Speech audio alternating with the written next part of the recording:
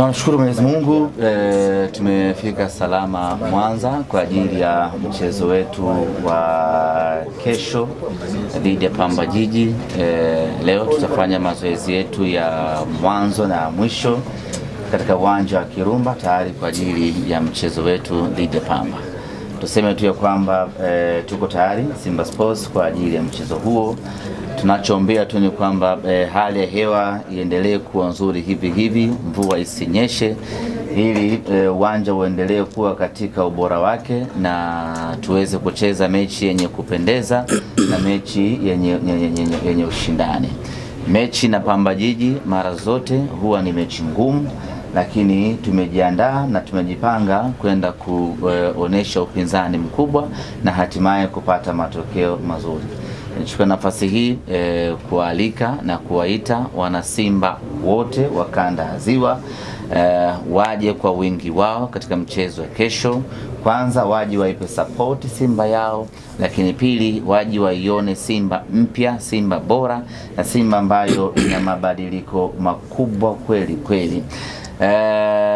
Kila mwana Simba ambaye atakuja uwanjani katika siku ya kesho atakuja kufurahi, atakuja kuona mapinduzi makubwa ambayo yamefanyika, atakuja kuona wachezaji bora, atakuja kushuhudia kila kitu kizuri katika mchezo huo. Na kama haitoshi, tupo kwenye vita kubwa ya kupigania ubingwa na tupo kwenye vita kubwa ya kupata ushindi mbele ya Pamba Jiji. Ili tuweze kutimiza haya yote, lazima tupate alama tatu, na alama tatu dhidi ya Pamba haziwezi kuwa alama tatu nyepesi, na ili tuweze kuzipata lazima kuwe na muunganiko wa mashabiki wote, kwa maana ya umoja. Mashabiki waje kwa wingi uwanjani, tushikamane, tupambane. Tupo ugenini, lakini kiuhalisia sisi ni wenyeji, kwa maana ya kwamba sisi tuna mashabiki wengi zaidi Mwanza na kanda ya Ziwa kuliko Pamba Jiji. Lakini jambo moja la msingi ambalo tungependa kusisitiza ni kwamba leo jioni tunafanya mazoezi katika uwanja wa Kirumba. Mara mwisho litokea sintofahamu baada ya viongozi wa Pamba kung'ang'ania kukaa uwanjani wakati tunafanya mazoezi, na badala yake ikaleta rapsha nyingi kweli kweli. Tunawaomba wasimamizi wa mchezo huu wazingatie kanuni zinavyotaka.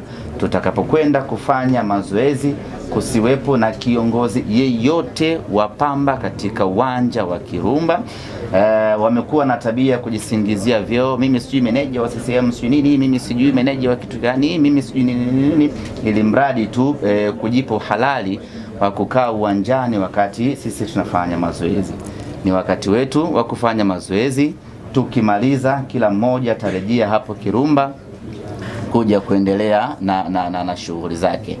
Naamini kabisa tukizingatia hilo, tutepusha vitu vingi, na hiki sio kama tunaomba msaada. Hiki ni kanuni, kwa hiyo tunaomba kanuni izingatiwe, tupewe nafasi tufanye mazoezi yetu kwa utulivu. Tukimaliza wataendelea na mipango yao. Baada ya kusema hayo, niseme asanteni sana.